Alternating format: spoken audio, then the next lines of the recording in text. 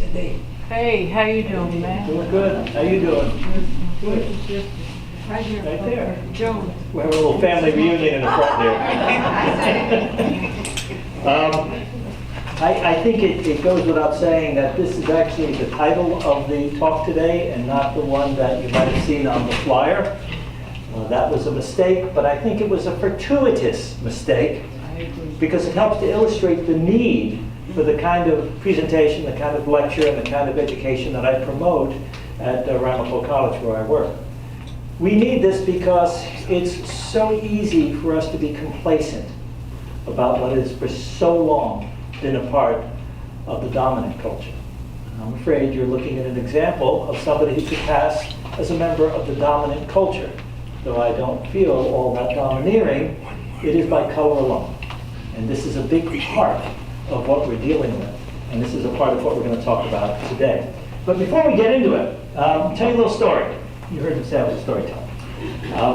When I was a little boy in kindergarten, I went to the Hilburn kindergarten. And there were a bunch of kids there that I kind of knew because I grew up in Hilburn. And one of them was a boy named Timothy Suffer. And he talked a lot about something called Trickster, a little character that reminded me of Bugs Bunny. And when I brought that up, he agreed. Bugs Bunny was like Trickster, you know, wise little character, clever little character, undoing the work of Elmer Fudd, who was the white dominator, you know. And I didn't quite get that part, but it was kind of fun to talk trickster stories with him. I wasn't entirely sure what this meant, but it was a part of our friendship. And a couple of years later, going to Catholic school in Suffern, I encountered an experience with Timothy that revealed the depth of what I was only touching upon when he and I played trickster. So to talk about that, we have to talk about this place first. Mm-hmm. And this is the Sacred Heart School in Suffern. My mom, Teresa Josephine Kylie Stead, my mom sent us kids to Catholic school. She told me years later it was to try to keep us from becoming pagans.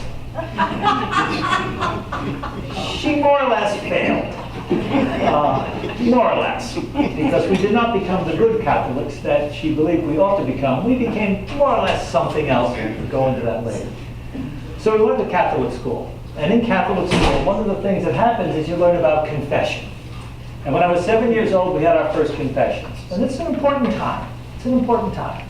And you go and you confess to a priest who's behind a curtain. See, like right there, that big little, or screen rather. Excuse me. And you confess your sins. And they practiced us. Old Sister Marion Frederick, we used to call her Sister Freddie. She rehearsed us how to go in and what to say and what not to say. And then the priest will give you penance. That's a bunch of prayers you have to say down at the kneeler in front of the church and so forth. So we finally reached the day where we're online. And we're taking turns. A couple of us each go in, say the penance. Now, Timothy Suffer, his name is S.U. We're in alphabetical order by last name. He's behind me. I'm S.T., he's S.U. And I'm standing there, and he's shifting around, and I said, Timmy, what's the matter? I thought he had to, use the bathroom. I thought he had to pee. He was acting like a little boy. And he said, no, I got to go first. Let me go. It's like, I wasn't eager to go. Now he seemed eager to go. I said, sure, go ahead. And he runs right in. I said, wow, boy, he must have a pack of sins to deal with in there, Now, I didn't mind giving him time because I didn't know what my sins were. I really, I hadn't grasped this. I wasn't good at philosophy. And I decided I was going to go in and tell sins that I made up. All lies. But this was good because, the next time I have to go, I can go and confess that. So I was planning ahead. It's long-term investment here on my part. And finally, Timmy comes out, and he goes down to the kneeler to say his prayers. So, somebody's got the phone on. So I go in and I deal with, saying my stuff, and the priest is saying his stuff in Latin, because that's back in the days when they still did the Latin, and I'm hearing this stuff. And then he gives me, I think he assigned me about three Our Fathers, that was it, Our Fathers. And I go down to the front kneeler and I kneel alongside Timmy. And I'm starting in on my prayer, and he's starting in on his prayer. And it was different. It was way different. It mentioned things like Father Sun and Mother Moon, and I must have missed that day in prayer class. I didn't hear that. And I'm listening to him. I said, hey, what are you doing? Shh, shh, shh. I said, what are you saying? Shh. So I knelt alongside him, and essentially, I don't know if you can see it in this room, it's kind of bright still, but essentially that's the Our Father. You all probably are familiar with the Our Father, it's the standard. And Timmy's was about a great grandfather, a great spirit grandfather. And Timmy's had words like Father, Son, Grandmother Moon, Mother Earth. It had this, all my relations. I'm hearing these words. What is it? He's telling me to be quiet. Doesn't want me to hear or talk about it. So I go through mine, and now I'm starting to understand mine a little better in contrast to his. Mine have trespasses and avoiding temptation and talking about delivering from evil. It's a very different prayer. This was, for me at age 7, this was like striking me like a thunderbolt.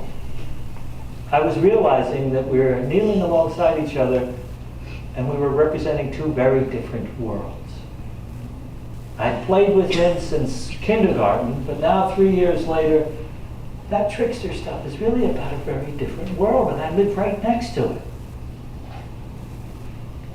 So, now I'm going to talk a little bit about how the world of our local indigenous, and this is actually applicable to our national indigenous, has been viewed by white academics because that becomes the word of the book.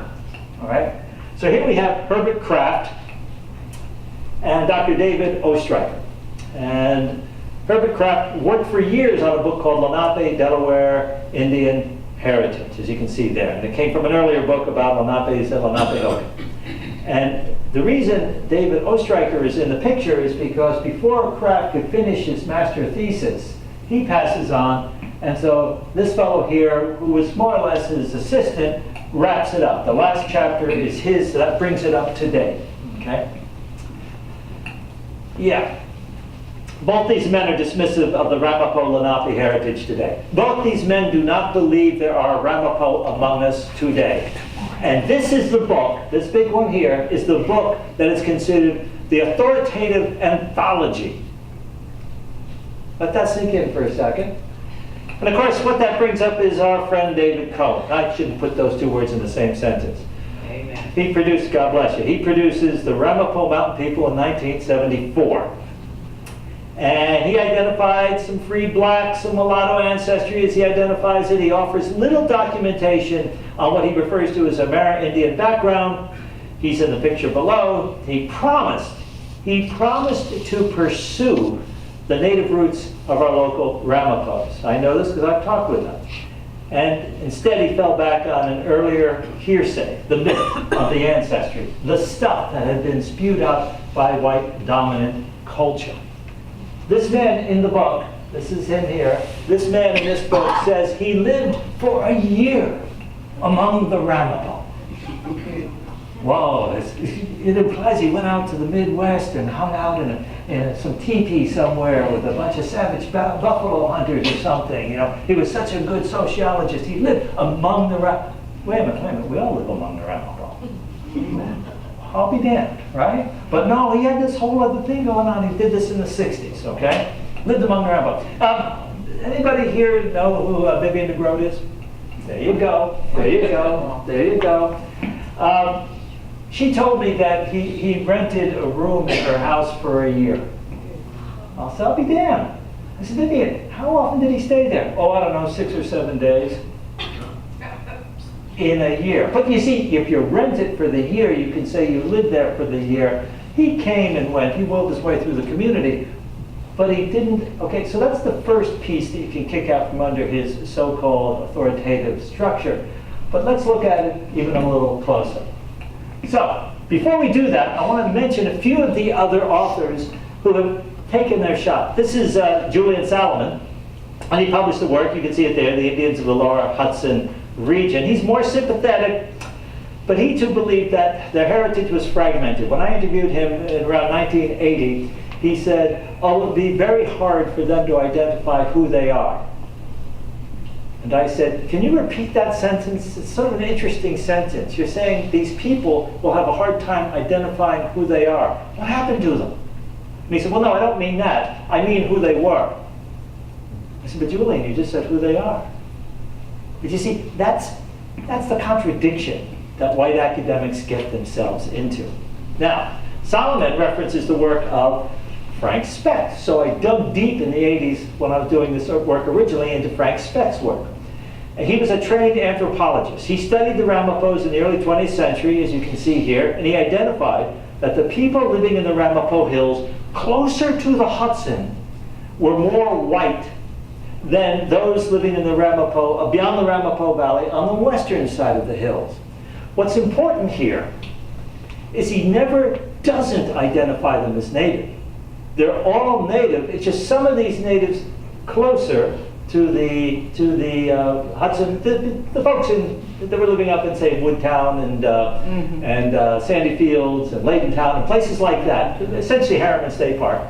Those were the whiter of the Ramapough natives. And the ones on the other side of the valley, on the other side of the New York State Thruway today, we could say, and that would be, the Hilburn, Sloatsburg, and going over to Greenwood, those seem to be the darker of the Ramapough. So here's a couple of his white Ramapough, Maggie Gannon and Gil Pitt, who were friends of my grandfather, John Stead. And my dad remembered that. He remembered the fiddle playing and the dancing in front of the cabin.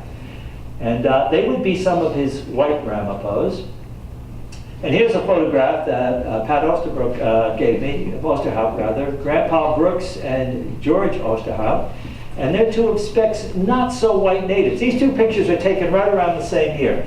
So there, you've got a couple of white Ramapoughs, you've got a couple of dark Ramapoughs, but Speck never says they're not natives. He doesn't do the research to find out what is their native heritage, but he understands them essentially by interviewing them, by looking at their culture, by looking at their handmade items and all this stuff, he gets a sense, these people are all natives. And archaeologist Max Schrabersch, going back earlier to the turn of the 19th to the 20th century, he documents hundreds of sites in the Ramapough Mountains, and it's the work of Schrabersch and Speck. Schrabersch documents all those rock shelters. There's 90 of them, in fact, in Harriman State Park alone. 90 that we know of. There's plenty of them. There's a great one that Ed Lennox found and documented. It took him 2 years to document it right there in Sloatsburg along Eagle Valley Road. Phenomenal sites. So it's Schrabersch's work and Speck's work inspires Edward J. Lennox, who's still with us today. He's an archaeologist. He refutes. Lennox stands in opposition to the thesis of Cohen. He's a good friend of the Ramapough. He says that he would dig further for evidence of a continued presence of the Ramapough-Munsee people. And there's a picture of grand old Ed Lennox, and he observed that most historians and anthropologists agree that they are descended from local Munsee-speaking Lenape Indians who fled to the mountains, escaping the Dutch and the English. He pretty much agrees with that premise, but then what Lennox does as a scientist is he goes back and he studies the soils. And Lennox verifies continued use of these sites all the way through the 17th, 18th, and 19th centuries. So he takes it beyond the point in time that Cohen said didn't exist. Imagine that guy. A point of time that doesn't exist. It's just sort of amazing. And then it brings us to this Algonquin historian, Edwin Pritchard, and he tells us in his book, Native New Yorkers, talking about the Ramapoughs, that's a quote from him, "The continued defiance of this small band represents one of the most protracted and hotly debated real estate battles in U.S. history." Now, you may not have heard of this defiance, perhaps. I know a few of you have, for sure. But a lot of people may not have heard of this. It's a reality, and it's an ongoing reality, and it's coupled with the reality of dealing with the contamination by Ford Motor Company. That's a separate lecture. We'll do that another time. Okay, so here's a photo of Timmy Suffren's grandfather. And this photo is taken around 1890. And the reason I like this photo is that day that Timmy talked to me about the prayers. We went out in the playground parking lot and we talked. And I said, "What was that prayer? What was that prayer?" And Timmy said, "My grandfather says, every Christian prayer I say, I need to say a couple of native prayers to balance me out." So he was at that kneeler for a long time.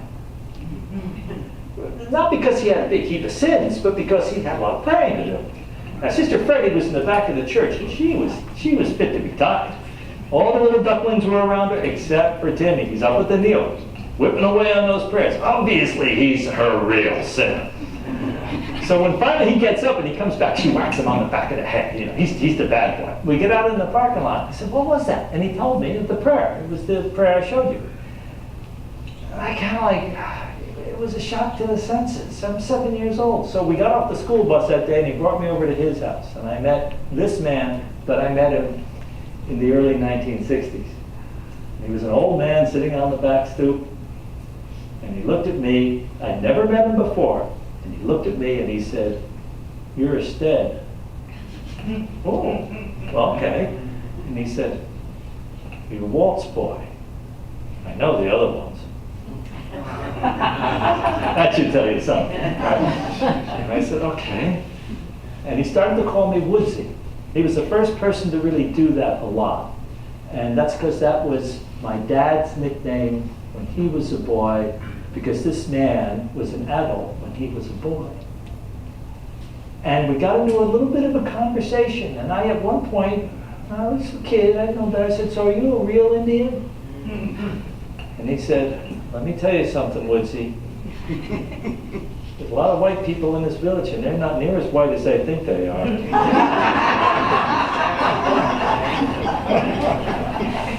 So that's the man right there in younger years. Now, in our region, over there where the college is, in Malwa, Blandina Bayard resides. She was a trader with trading goods with native people and with the colonists, and then eventually the settlers and all these people. She ran this trading post. It was fair and equitable trade, okay? So I thought, well, that's interesting, a woman running a trading post. She was also a translator. And she did all the translation for the local Ramapough in the area in terms of documents, deeds, goods, and so forth. And her post was tough. This was going to be a fair trade post, so she was pretty tough. Now, in white academic, I'm sorry I keep being a racist and referring to academia as white, but I'm just trying to delineate something for you. We'll call it, in Western civilizations, academia. They have a tendency to kill off the people who are doing a good thing. They have her dying right around 1700. Now, it's Nancy Gibbs, who is an associate of Ed Lennox, there's a picture of her later, who discovered that she actually lived another 16 years. And she actually was extremely busy during those years. And she brought the Ramapoughs into Manhattan, where she set up shop for them to create their crafts and do trade with the English that were in Manhattan and some of the Dutch that were still hanging around. And she did all the translations for them. So she was deeply involved in this for a long time. So as you can see by this picture, I thought, wow, woman traders with natives and so forth. I need to look this up. And all the searches I did, I could not find any illustration, many of them done back in the day, that showed me a woman trader working a trading post. All men. But then again, who's doing the illustrations and who's publishing them? So there was this amazing piece of history. I'm still trying to get the college to honor this and create a museum, a community center for Ramapoughs at Ramapough College, because it literally sits on the same property. And that would be an amazing thing, instead of naming a building after some donator who's never even been there. I think that would be great, and we're still trying to work on it. So, during the French and Indian War, our local Lenape, the Munsee people, they pretty much got caught up on both sides. They got drafted in. They sometimes discovered they were actually fighting each other when they got caught up in these battles. And then this brings us to the 19th century historian Frank Green. The history of Rockland County, along with Cole's history of Rockland County. These histories made very little effort to actually research indigeny. And Green's quote here, I think, is important. It's ugly, but it's important. "Strange mystery of history, whence the native came, whither he is gone, standing very low in the intellectual growth of the human family, no evidence is found to show that religion or culture made the least impression on his life. With little or no belief in a controlling spirit, he was found and he disappeared." Wrong. Big time wrong. Every word. But the problem is, in a dominant culture, who's writing the books? Who's publishing the books? Who's repeating the nonsense generation after generation? And then we have E.F. Pearson's family history. The Pearsons started the Ramapough Iron Works back in the day, back in the late 1700s. They wrote a family history, E.F. Pearson did, and they privately published it in the early 20th century, and then got republished again in the mid-20th century. Notice the map, Clearthal map, Ramapough, spelled the old Dutch way. The Pearsons acknowledge this, but it gets a lot better. This is not the history that's the going history or considered the standard, but it's the history that starts to show us something else. So it isn't like people didn't know. In it, he recounts the words of a traveling minister, George A. Ford, who identifies a corn festival, which is a Lenape tradition. He identifies this corn festival at a Hilburn church through the latter years of the 19th century. I really tried to track down the year because I think he identified it when Hilburn was still called Woodburn. As you know, Woodburn was what it was called for about 20 years, and then with the mailing address that changed around the 1890s. But I think it was Woodburn when he discovers this, and he literally, a letter from him is quoted. This is the great thing about Pearson's family history. They quote these documents as saying that there was a gathering of various kinds of gifts, and among them ears of corn, which I'm telling you continues into the 20th century. And describes some other activities there. So, as for Green's idea, remember Frank Green's, that Ramapoughs had little or no belief in a controlling spirit, Lennox found an indication of spirit effigy in the clay impressions in crockery. This was found at the Harriman State Park up by Lake Tiarati. And he also found stone effigies that also had the Masingwa face, the face of the spirit, in a stone effigy. This was at Lake Hopatkin. And so Lennox, this is just one little glimpse of Lennox's work. You saw some books before when I showed you the picture.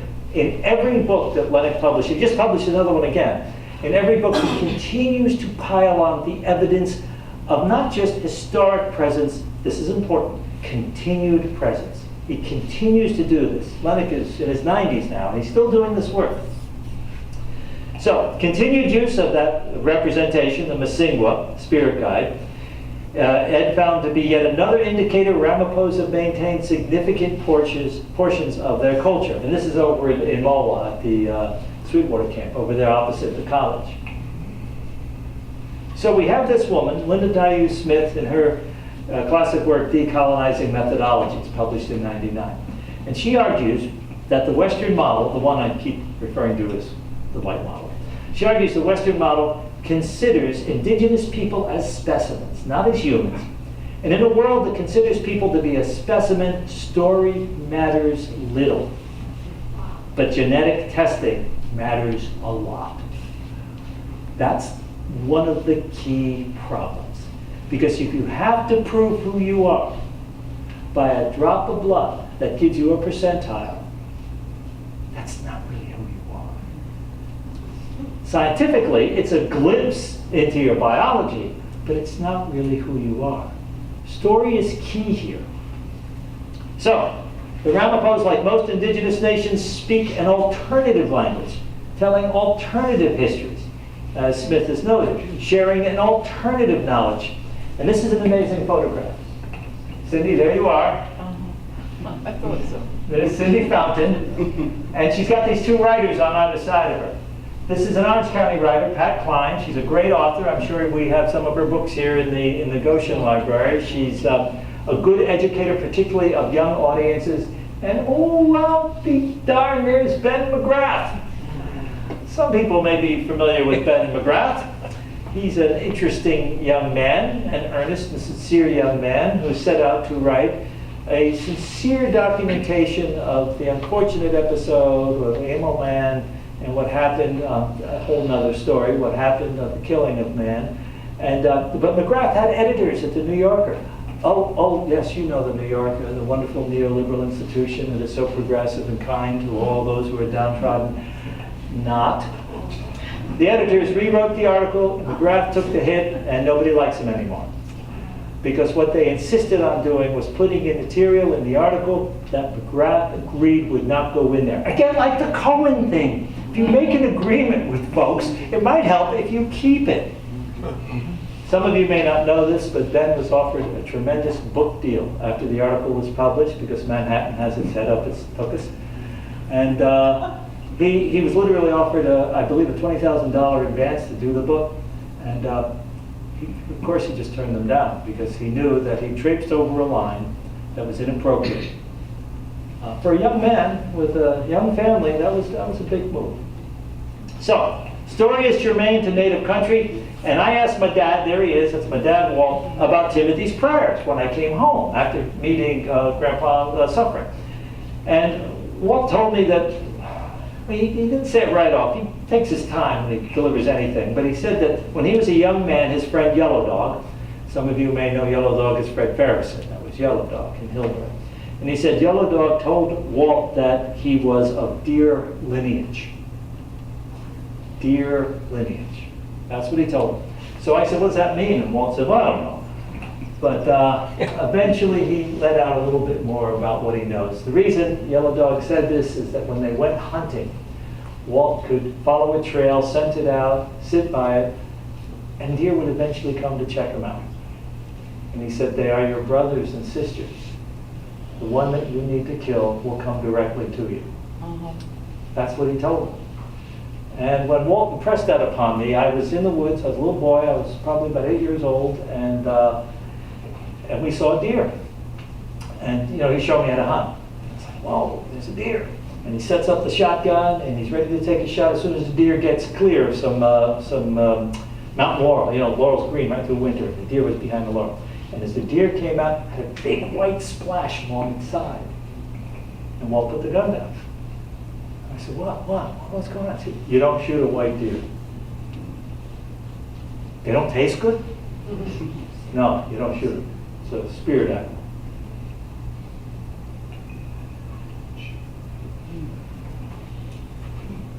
Now I'm 8 years old. And I watch cartoons. And my father, my elder, who I respect, who doesn't offer up a lot, tells me this. And I asked him, how did he know this? And that's when he told me about Fred Ferguson's reason for calling him a deer lineage. On the way home, we found an antler. They shed them. I cut some little tines. I made some necklaces, and I gave him one. And you probably never saw him wear it because he refused to wear it. But you might remember, I'm talking to my sisters in the front here, he had a little watch fob for his pocket watch. He cut it off and he tied that to his watch and used the watch fob antler for his watch.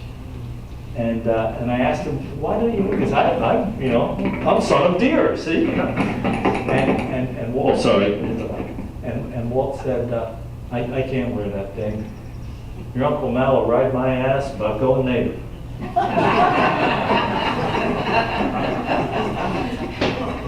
But that alone, that he would acknowledge that, illustrates the proximity of the people living in the village.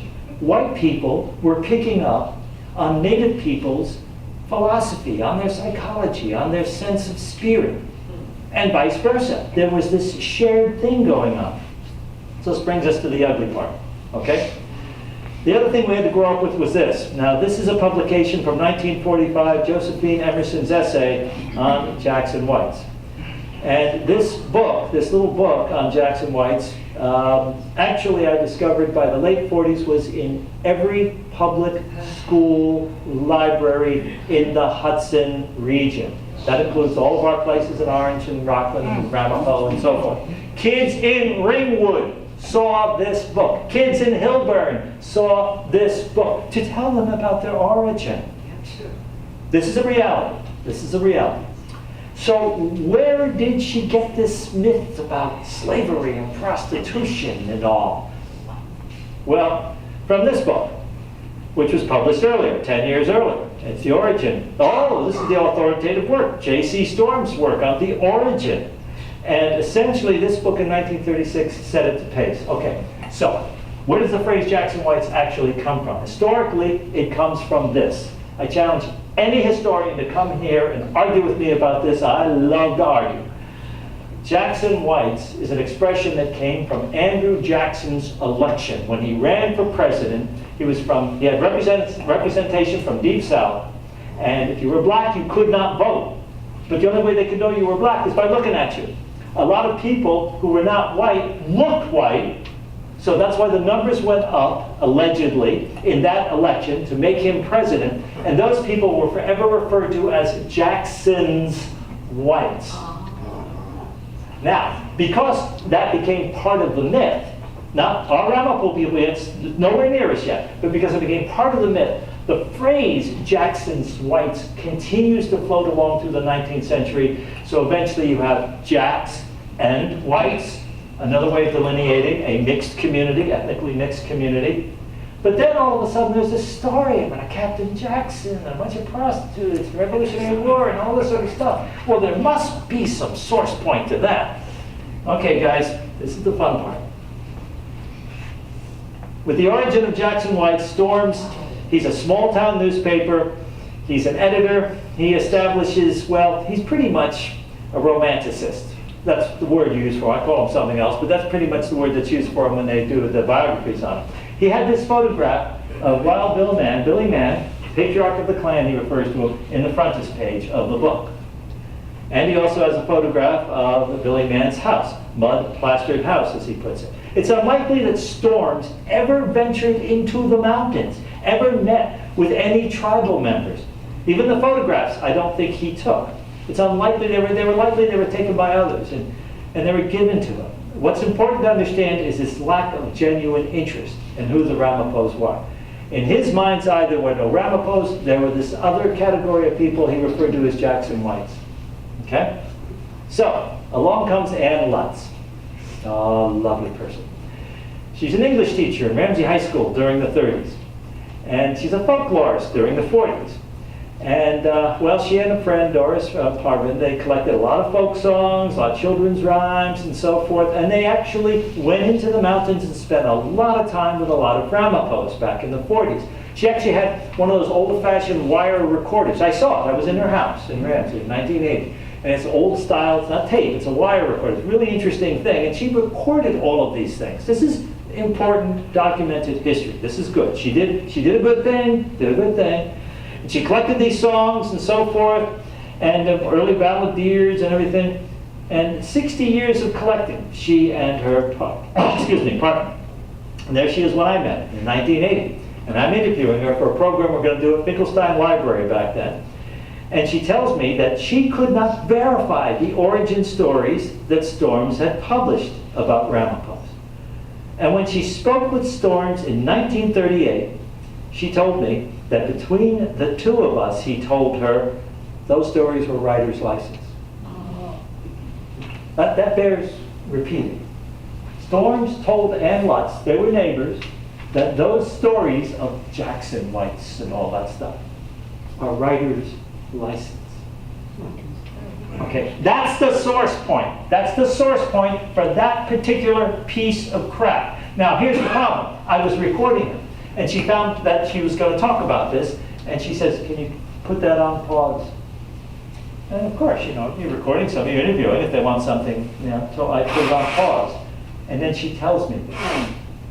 And I realized right away why she wanted it on pause. She didn't want to be known for, pulling the rug out from under Storms. Why? Okay? So I asked her that. And she said she'd never spoken about it publicly. She told me that her family, like Storm's family, had deep roots in the community. She did not want to embarrass them. Who the hell has deeper roots in the community? Good Lord! The Ramapough's roots, according to Atlantic, goes back 2,000 years. That's pretty deep roots right there. But that's what she told me. She didn't want to embarrass her family or his family, who were still around. He was gone, but their family members were still around. And the recorder is off.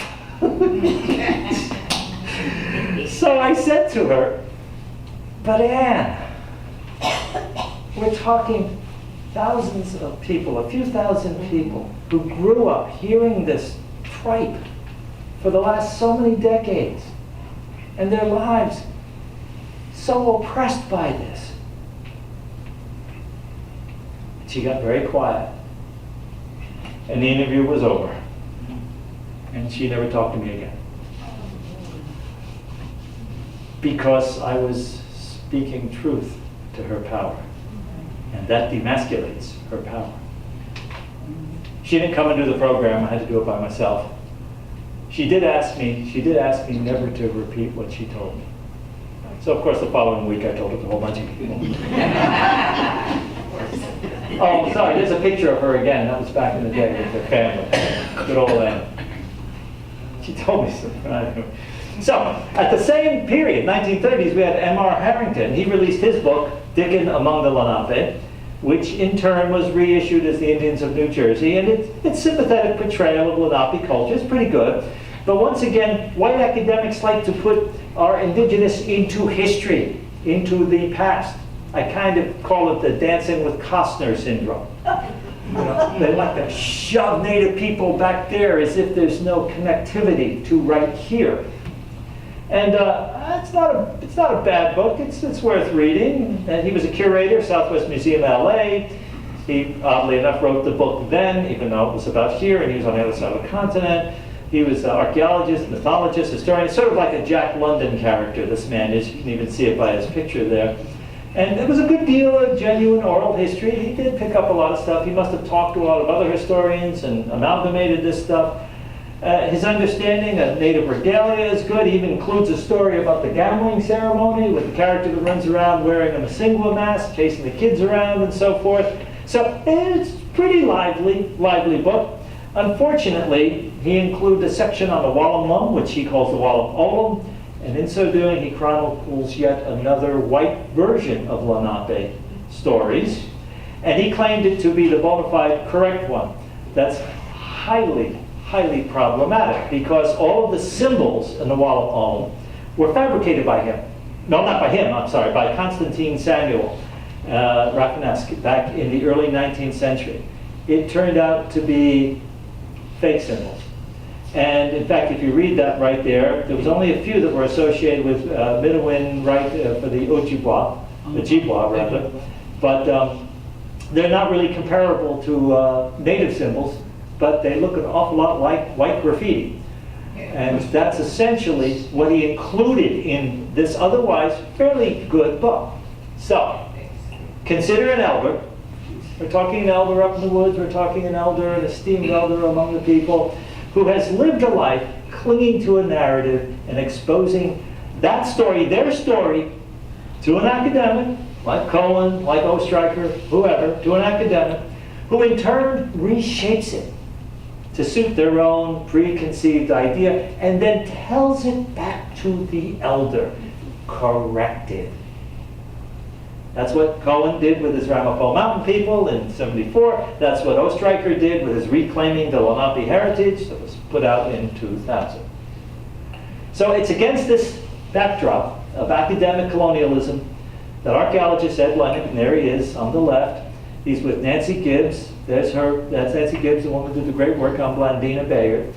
Their work is important in bringing a sense of fairness to the Native community. I have to tell you, Ed was ostracized by the archaeological societies throughout New Jersey and also throughout much of New England area, because they felt that he was creating a Native history and not documenting it. Even when he was documenting it, did Ed walk away with his tail between his legs and say, oh, well, I guess this just can't happen? He just kept right on documenting. He's produced about 6 books now, and all of them are extremely valuable, extremely important.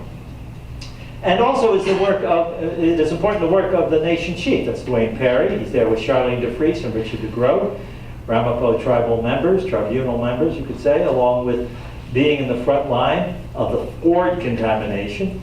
They've long been stigmatized as outsiders and renegades. They were isolated, feared, and most recently exploited by lawyers, filmmakers, and neoliberal publications. Good Lord, save us from the liberals who are coming in to do the good thing. Sorry, I go over. Okay. And these men, they have a great deal of stories of the Ramapough, but stories are not genealogical records. So in the world of the Bureau of Indian Affairs, the BIA, written records are the foundation on which Native credibility is established. I just have to take a pause here to remind you that the BIA was formed at the Lake Mohonk House in the New Paltz area back in the 1880s. And it was formed by really good people. Presbyterians and the Unitarians and Quakers and pacifists and progressives and all kinds of really good people. And what they were doing was, according to the publication from their meetings, was they were dealing with the Indian problem. Okay, so we're going to do a good thing. The first thing we're going to do in doing this good thing is call it the Indian problem. They could have called it the white man's problem, but they called it the Indian problem, and they did this amazing thing. They brought in Native Americans from all around the country and interviewed them. And they had such tremendous audacity that they published all of these interviews. And it reads so painful. Not to them. To them it was, well, they've got a problem and we're going to fix it because we're good people. But it reads painful. All these elders talking beautifully, talking in metaphor, living metaphor. And what they decided to do was to create the Bureau of Indian Affairs so that we could finally figure out who was native and who was not. We don't have a Bureau of White Affairs to figure out who's white and who's not. According to Timmy Suffolk's grandfather, most of the Hillburn people weren't as white as they even thought they were. But we have a BIA, and the whole point of the BIA is today, on this day, in this country, 50% of the indigeneity in this country are not recognized by the BIA. So whatever the numbers you have that you can look up in terms of recognized nations, double it. But there's a reason for having that kind of delineation, because it further breaks down the empowerment of the traditionals. That's what it actually does. And it's worked for a long time. I don't think it's working too well anymore. I think people are trying to put the brakes on it. I think people are figuring it out. People like these two gentlemen who continue with their work to try to bring to the larger community the story of the Ramapoughs.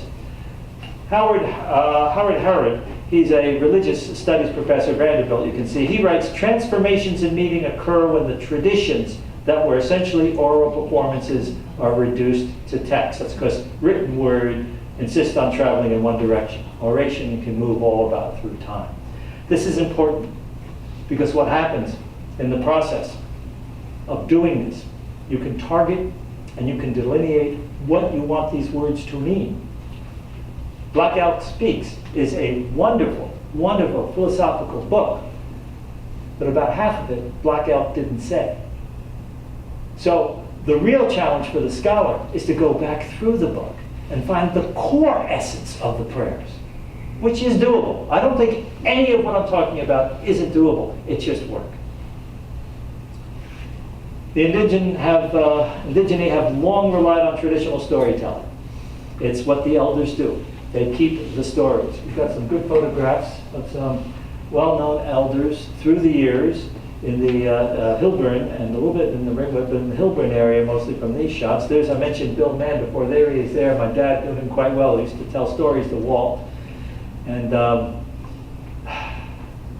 we're not getting into this today, but Ford had a better idea. And in their better idea, they eliminated a lot of people. And the contamination from Ford Motor Company has reduced life expectancy among the Ramapoughs who live within relationship to the dumps, like, for example, in Ringwood, where the Turtle Clan lives, tremendously. When I was a little boy, Walt was proud to bring me to a circle of basket weavers, local basket weavers. And they were fun, and they were funny, and they told stories.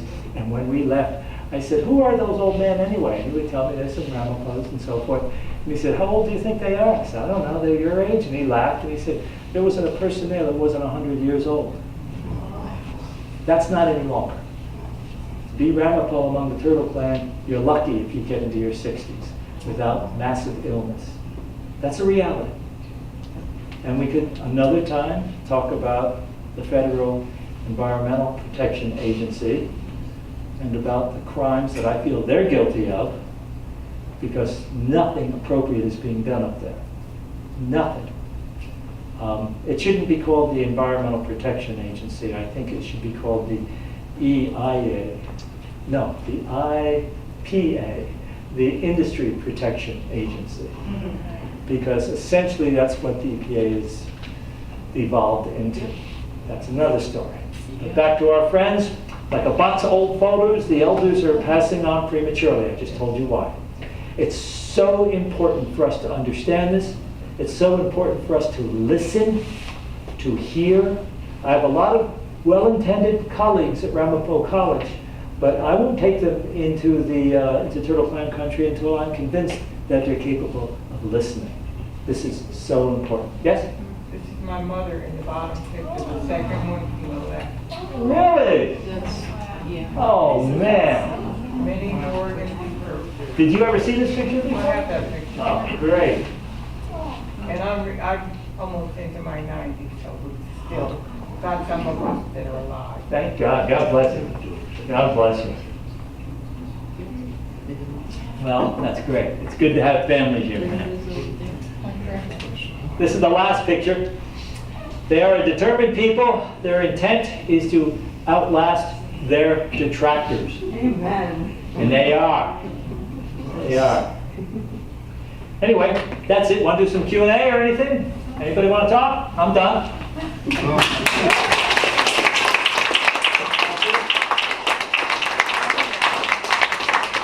is also, I'm not hawking it, but this is my book called Get the Lead Out. It's about Ford and the Ramapoughs. And we did do some cleanup. We got the Torn Valley cleaned up, so it's also about that, but it's also a good deal about Ringwood. And I do a podcast on Get the Lead Out. So if you listen to the podcast, you can find it by just going searching Get the Lead Out with Dr. Chuck Stead, and you'll find it. And we have some guests on the podcast, and one of those guests is hopefully sitting right there in the second row very soon. And so that would be also a good thing. Again, it's whatever we can do to further spread what is actual, what is real, as opposed to the BS that has been promoted for so long. Yes, sir. I'm wondering, you concentrate so much on controversy. Doesn't everybody, including you, agree that there are mixture of races and culture? You were disparaging genetic testing, but doesn't everybody agree that also culturally there's a mixture in this area? Mm-hmm. So is the difference of opinion about to what degree? No, we're all Americans. And there isn't an American that isn't a mutt. There's no real breeding in this country, according to the mores of a lot of the nationalists. No, it doesn't quite work that way. It's like eugenics. It doesn't quite work Well, I know that that way. some native tribes have tried to establish, you have to have a certain amount of ancestry. Right. And that's from their own point of view. They insist on this to be a role. That's not necessarily true. It's not necessarily true. Let me just say this, and then maybe we could open it up. But let me just say this about that. There is a fascinating thing about native, about indigenous, that I've learned over the years, and I've seen it practiced a lot. You might find a bit of blood of native in me. Doesn't mean I'm native. It may mean I'm sympathetic, or it may mean I'm the mutt that I just said. But it is the continued presence, like I was talking before, of the cultural, the sense of spirit, that sensibility, that manifests what I would call native today. In terms of indigenous native, it's all kinds of native. I find it fascinating that when you dig into the history and go back hundreds of years, you constantly see Native Americans adopting and acknowledging full right of membership in a nation if a person becomes worthy of it.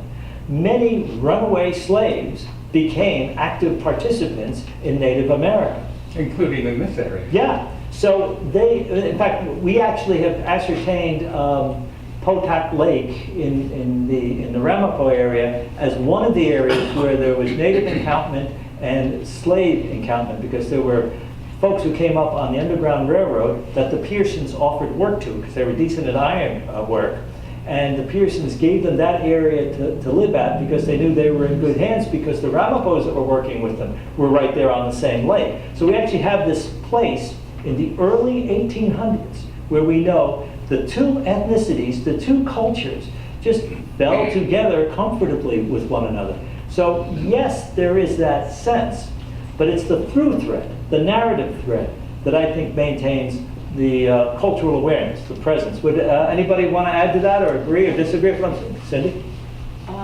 The thing that I would like to say is, coming here, America, Turtle Island, that's what I'm going to talk about. Okay, you came here in Turtle Island. I'm gonna just come over here because I move when I talk. The fact of it is, our traditional ways, Native people regarded everyone, you have 2 legs, you're all our relation. As he was talking about the deer and the circumstance that he was sharing there, I'm related to them. The bear, I'm related to them. That was our belief. And this is going back way in our ancestors. But the fact of it is, the European came over. I love that. They would have died if it wasn't our traditional ways of knowing God. From the gentleness that God gives us the sun every day. He doesn't bust it out in our face. He teaches us so we knew God. And just as he was talking about, the suffering boy, know those folks. But the fact of it was, that's how we grew up. Now, when people came over on the boat, I don't know if they brought all their family, little kids and everybody on the first trip. But the fact of it is, when they got off that boat, they were men. Okay? We were some pretty women. We were women that weren't wearing a lot of clothes. That was not our traditional way. So I won't get into the whole thing, but I know even the history of the fashion industry that changed our style. But you have to keep in mind, that's why the white man that came over, we fed him. We told him what he could eat in the seasons that kept us all alive. So when I hear anybody think that, this group over here did this, people down in Louisiana eat different food than I eat. When I go down there, I sure enough enjoy it. But the fact of it is, to come to think that there was separatism. Now I'm street. You ain't had a piece of ass in 3 months, and you're gonna get off and see a woman with no bra and no touch. Listen, buddy, we're all related.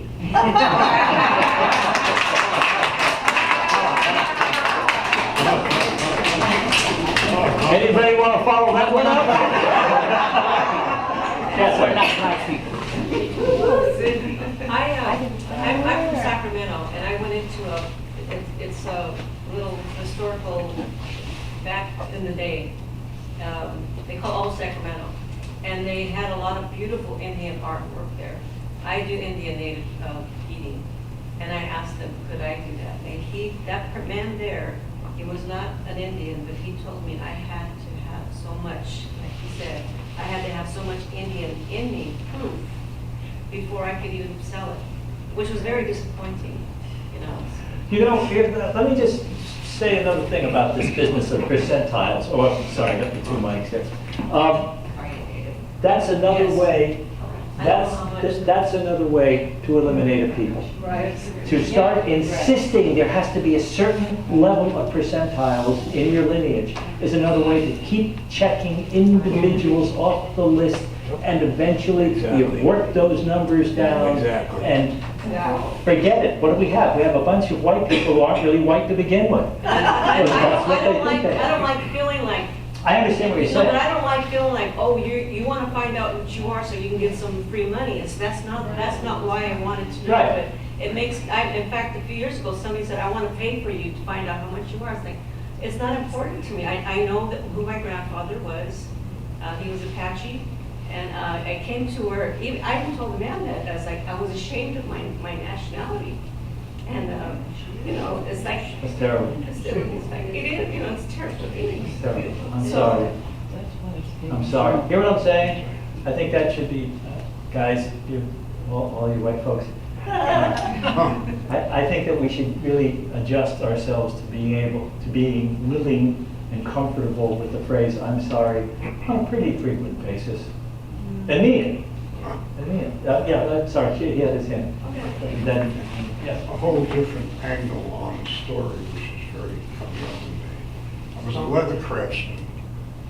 You can hear me, I'm speaking. Can you hear loud me? enough, right? Yes, Yeah, yes. okay. I was a leather craftsman, practicing my craft for 53 years. And the first thing I happened to make were moccasins for my baby, wife, and myself. And someone saw me wearing them in the store. It was like traditional plains moccasin. It was almost what we could afford, by the way, me making them. So basically, yeah. Because I also had the illusion of making a living as a poet in America.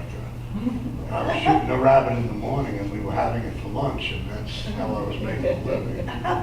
Anyway, the first moccasins I made for my oldest daughter, Suma, who's 59 now, had rabbit fur around the top. It was a rabbit I shot, ate, and I partially tanned it, lined it with part of a hunting shirt. Well, I got this invitation after I left the New Falls area, Springtown Road, and Modena I lived. And I had the store where I started my leather craft because people wanted me to make them the moccasins that I was wearing. Okay? So I said, well, this is interesting. I didn't plan this career. I don't think I planned any of my career. But anyway, what happened basically was I got an invitation from ANA, Association of Native Americans, to come and show my craft at the, I think it was called the Grass Bow Festival in the Ulster County Fairgrounds. It was actually the first time they were having it. And they invited all Indian nations from all over the United States and everything. And I saw on the brochure that they sent me and stuff that they wanted me to sign up. And it said only Native American craft. So I said, well, I'm not a Native American. And they said, your name is on the list. You're invited to come. I said, you sure? Sure. You wouldn't be on the list. So I went there with the various things I was making, and I was the only non-Native American there, so-called, showing my craft. And everyone, I still had sweetgrass on a little totem on my dashboard. A woman traded me for a piece of my work. And they were wild. I got invited to go to Great Slave Lake. There were people from all over. There were Apaches dancing. But you weren't proposing or performing or posturing, I should say, as a Native American. No. You were just as you. Nothing. But they insisted, even when I got there, I said, maybe you made a mistake. They said, there's no mistake. Your name is on the list. I said, I'm afraid of that when I die, I'm afraid of that. I'm telling you an actual history, not like the histories you're telling us. Histories are always written by the winners. Yeah. So when you read the hieroglyphs in Egypt, Yeah. you're not reading the slave's history. That's what it's Yeah, about. yeah. They never publicize things that would look unfavorable, which we all have. Some genius invented the eraser for a pencil, right? Anyway, so I went there, and we were there for 3 days camping, eating buffalo stew. Nice. And they invited me to dance, and I danced for 3 days. Oh, he's native. Huh? He's native, I told you the story. That's what you really meant, right?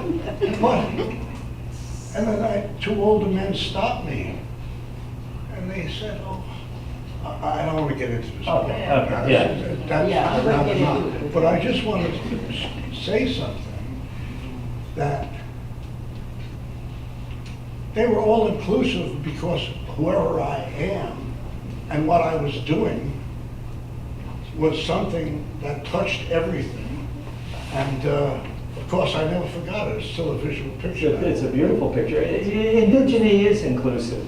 Indigeny doesn't limit the way the dominant culture limits. But indigeny has come into its own, as I've been able to observe, to say, here's what's happening, here's what we are, here's how we manifest.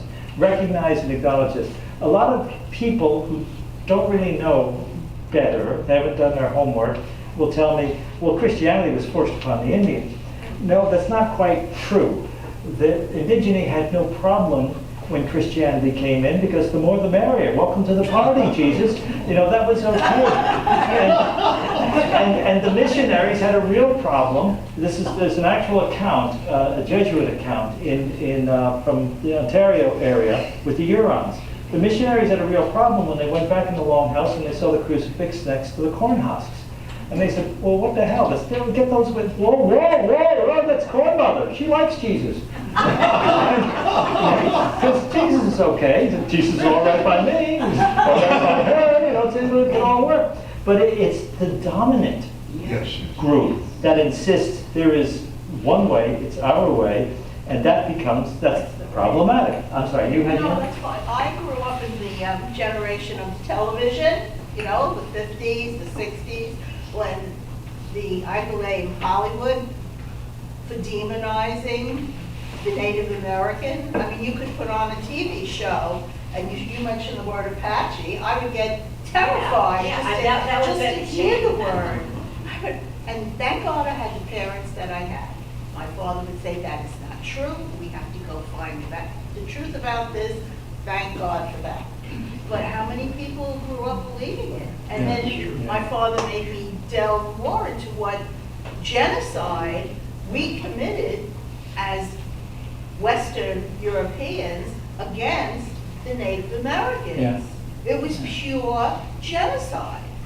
You have to, what are you selling these people, blankets contaminated with smallpox? Yep. To get rid of them? I'm very sorry, but people have to own up to that. That's what we did. Very good, I agree. And thank God I had parents Good folks. that I hope they were grateful. I think America has to fess up to the fact and cope with the fact that it has committed historically two original sins, slavery and the annihilation of the natives. Yes. And those are originals, and you can go to hell for those sins. You know, that's bad stuff. And the problem I have with, and Howard knows this too. Howard's a colleague of mine from Ramapough College. There are a lot of well-intended, like I mentioned earlier, God save us from the good intentions of neoliberals. There are a lot of well-intended college set, the academic set, who believe it's time to move forward. Okay, that's the Dances with Costner thing. Come on, let's get real and deal with reality, because that's the only way that we can cope with where we are. I strongly feel that way. Did you have your hand up way in the back? Oh, you were just waving at me. Okay. Are we good? Yeah. Oh, wait, one more. Okay, I'm sorry. I am a member of a lot of the people, of the families of those people. In fact, I was in the Two Schools of Hillburn program, the video. Yeah. I was in that. I was Great film. one of two people that were still alive that went to the integration of the Hillburn School. I was going from first to second grade. I remember it like it was yesterday. Then you probably remember my Uncle Mal. I do, I remember the days. I don't want to say it. Say it. It is not good memories. Yeah. They were some of the harshest people against us, Mhm. the natives. Mhm. Ku Klux Klan. When school was integrated, they took their children from the Hillburn School. There was Mhm. one white family left in that school when we went to the Hillburn School. Instead of the little school, it had two classrooms, and it went from first, second grade to 8th grade in that school. Mhm. And we fought. My mother pictured it there because she was one of the fighters to integrate. Mhm. I am so pleased to hear you support us. Thank you. To me, that means a lot because I remember those days. Right. Thank you. I just turned 87 years old and I got a lot of memories that go along with what you said, what this book tells. This book is called Two Schools in Hillburn. Did a documentary on the integration of the schools, and it was not easy. It took a couple of years to do this, to go get the schools integrated. It did not happen overnight. It was fought and nailed. But our parents, which were also called Jackson Whites, I was in the newspaper for that. My grandfather, my sister and I, my brother, called Jackson Whites of Hillburn. That was a disgrace to be called that. I can remember all of that. So this to me today was important to come here to let you know that it wasn't very easy growing up here. I see. This is great. Thank you. Let's.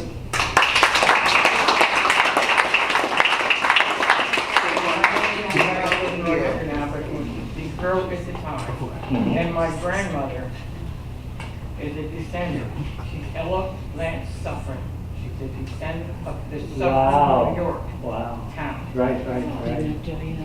Well, that would be for the Friends, maybe a showing of the film Two Schools in Hillburn. That would be, I think that would be an excellent next, down the road when you put it together to do it. I think that'd be great. And I would love to have you come back for that, if you want to. And if I'm able. Yeah, and I have to tell you that in our family, well, first of all, I loved my Uncle Mal. He was fun, and he was a storyteller, and he was interesting, and he was good with the kids. And as the years progressed, I became keenly aware, particularly, I think I said around age 9, just how deeply racist he was.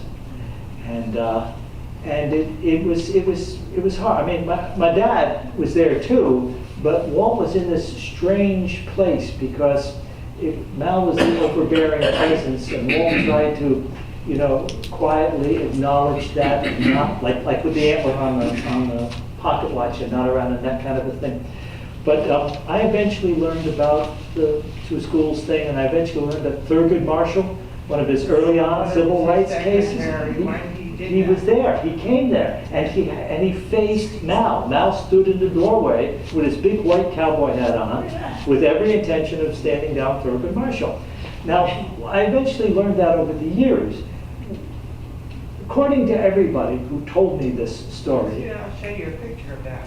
Oh, wow. When we were on the steps fighting for it. When I heard the story, I thought, well, they must have had words. Thurgood Marshall, who eventually becomes Supreme Court, the head of the Supreme Court, Thurgood Marshall must have had words with, you know, bombastic Uncle Mal. Something happened, because it didn't last long. When they actually met each other, it was pretty quick. And Mal stepped aside. So I wanted to know what those words were. And I asked Uncle Mal that, hundreds of times. And he would always say, nothing, not a damn thing, shut the hell up, you know. He didn't, the particulars he didn't want to go, but he was a witness to the particulars. Let me see. Oh, gosh. My mother's here, and my mother's holding my hand. That's all from the old Hillburn School. Hillburn School is running integration. See? I don't think it's, yeah, it's hard to see it, but there they all are in front of the school, and there's Turnwood right over there. My mother was the secretary for him when he was doing that. Wow. Wow. My parents had 12 children. We We all have the same mother and father. I am honored that you are here.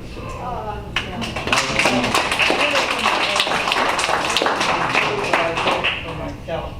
And I think your sister Joan knows our daughter Denise at Grace Church. Yes, That's yes. our daughter. That That Denise, Denise she's is the our first youngest. one that greeted me the first day I walked into That's that how she church. is. I was sitting up in the front, near the front, and she walked over and said, "You shouldn't sit alone." She was my very first friend there. That's our youngest daughter. Oh, I love her. Our So, caregiver. so in the 1970s, Mal passed on in the mid-80s. In the 1970s, Mal taught me how to play chess. I was lousy at it. And he loved that because that meant he was good at it. He could always beat me. And we played chess, and I would continue to get back to what happened that day. What transpired between the two of them? Because it was very quick. According to all the witnesses, they met each other, and then Mal stepped aside after a couple of things were said. And he wouldn't give me the actual quote, but he said, "The son of a bitch was smart. He was smarter than me." So whatever Thurgood said to him, it was smart, articulate, direct, as we know Marshall could be. And Mal was arrogant and racist, but he was no fool. He knew he was outranked, and he stepped aside. That's an important piece of Hillburn history. Yeah. I wish when he made the film, I could have been there to give him that quote, because Mal's quoted in the film.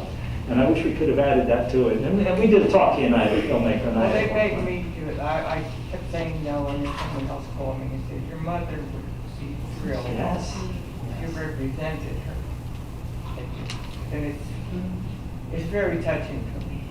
And you know when what? I came, I wanted to see a Stead family member because of what I remember.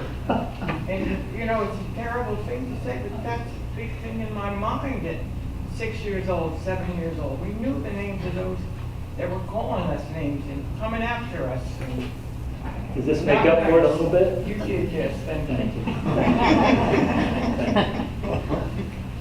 And let's remember that everything we talked about today could be referred to as bad critical race theory. So let's